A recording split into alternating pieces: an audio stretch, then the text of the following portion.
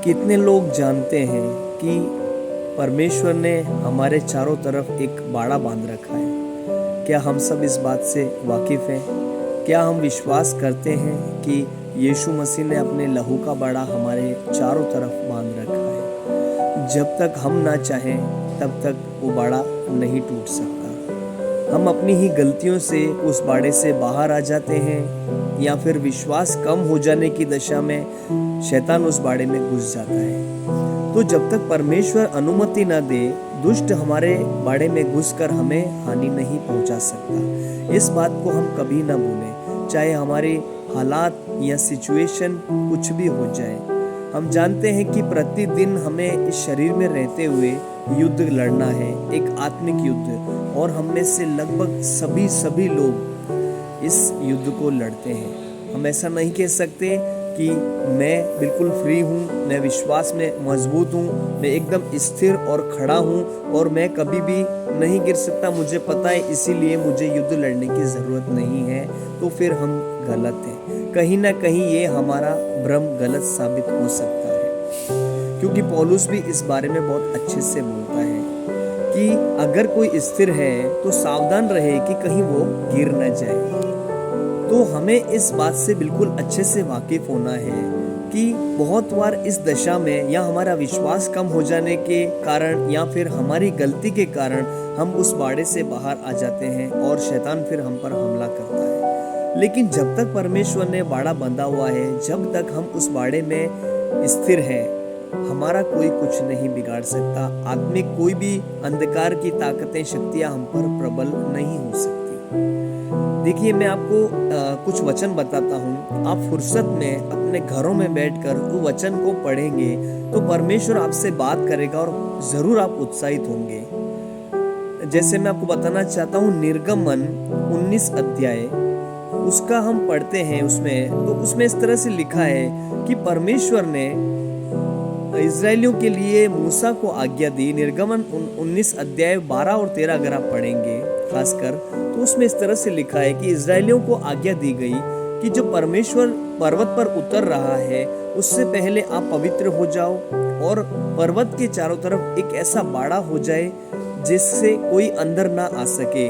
और परमेश्वर ने मूसा से कहा कि अगर कोई इजरायली या कोई भी जानवर, जीव जंतु अगर वहां पर छुएगा उस बाड़े को तो वो जल जाएगा या फिर मर जाएगा। तो मैं आपको बताना चाहता हूँ, ये ऐसा वैसा बाड़ा नहीं है, वो आपको दिखाई नहीं देता है। जब सामने हमारी सिचुएशन खराब होती है तो वैसे ही हमारा मेंटली जो हम डिस्टर्ब हो जाते हैं कई बार चीज़ों के कारण, तो हमें वैसे ही लगता है कि कुछ दिख नहीं रहा है, क्या है हमारे चारों तरफ, क्या है।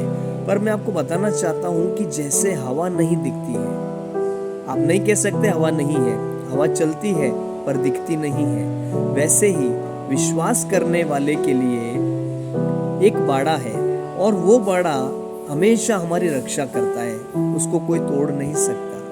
शैतान या उसकी कोई भी सेना उस बाड़े को तोड़कर हमारे अंदर नहीं घुस सकती, जब तक हम गलती ना करें या हमारा विश्वास न टूटे तब तक। और फिर मैं आपको एक वचन बताना चाहता हूँ और एक रेफरेंस और भी है।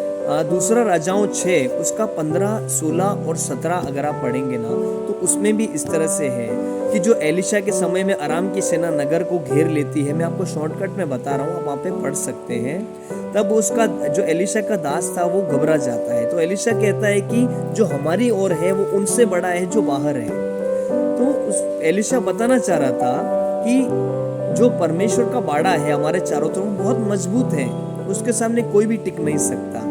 और फिर भजन संहिता 34 में अगर हम 7 पढ़ते हैं, 34 का 7, तो उसमें भी लिखा है कि परमेश्वर के स्वर्गदूत छावनी के हुए बचाता है धर्मी जन को। बहुत सारी जगहों पर इसमें इस बारे में लिखा है।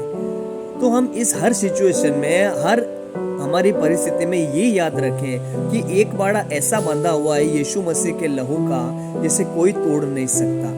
पूरी सेना की, जो शैतान की सेना है, अंधकार की जो शक्तियां आकाश के मध्य में, जो वो सारा जोर लगाकर भी उस बाड़े को नहीं तोड़ सकती। अय्यूब के पास शैतान जब आया नुकसान करने, उससे पहले परमेश्वर से परमिट ली उसने, हम सबको पता है। अगर आपको नहीं पता है तो अय्यूब की पुस्तक 1 और 2 अध्याय जरूर पढ़ें। तो जब तक परमेश्वर ने बाड़ा बांध रखा था, अय्यूब के पास दुष्ट जा ही नहीं पाया। ऐसा वहां पे लिखा नहीं है कि दुष्ट ने बहुत बार ट्राई किया, पर लिखा है कि परमेश्वर के पास गया वो, और परमेश्वर को शैतान बोलता है कि तूने बाड़ा बांध रखा है उसकी संपत्ति पे, उसके घर पे, मैं कैसे जाके उस पर अटैक करूं। तो हो सकता है कि बहुत बार उसने ट्राई किया होगा, श्योर है बहुत बार ट्राई किया होगा, तभी उसने जाकर परमेश्वर को एक बात बोली शैतान ने कि मैं कैसे उस पर हमला कर सकता हूँ, मैं तूने बाड़ा बांध रखा है, मैं उसको छू भी नहीं सकता।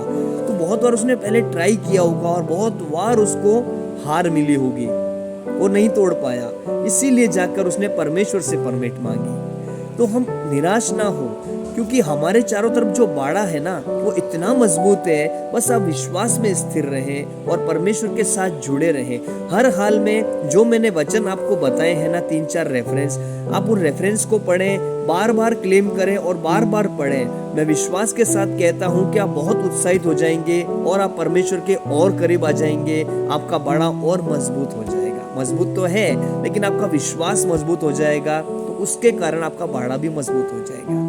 जैसे नींव जितनी अंदर खोदते हैं उतना ही घर मजबूत होता है ना। तो आप जितना अंदर गहराई से वचन को लेंगे, मैं आपको बताना चाहता हूँ, आपका आत्मिक जीवन उतना ही मजबूत हो जाएगा।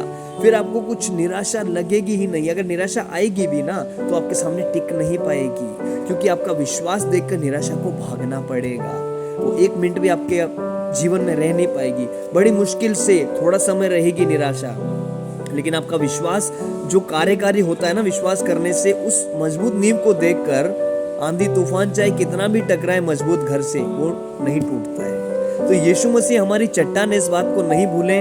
ये याद रखें कि हम परमेश्वर यीशु मसीह चट्टान पर हैं, हम कभी हिलने वाले नहीं हैं। हमें कोई हिला नहीं सकता, डगमगा नहीं सकता, पर शर्त ये है कि आप भी क्या परमेश्वर के साथ सही से चल रहे हैं क्या, ये बहुत जरूरी है। अगर हम कुछ भी करते रहें तो शायद ये बात गलत साबित हो सकती है कि हम संसार में जाके कुछ भी कर रहे हैं, फिर हम कह रहे हैं कि हमारे ऊपर बाड़ा है, हम चट्टान पे खड़े नहीं।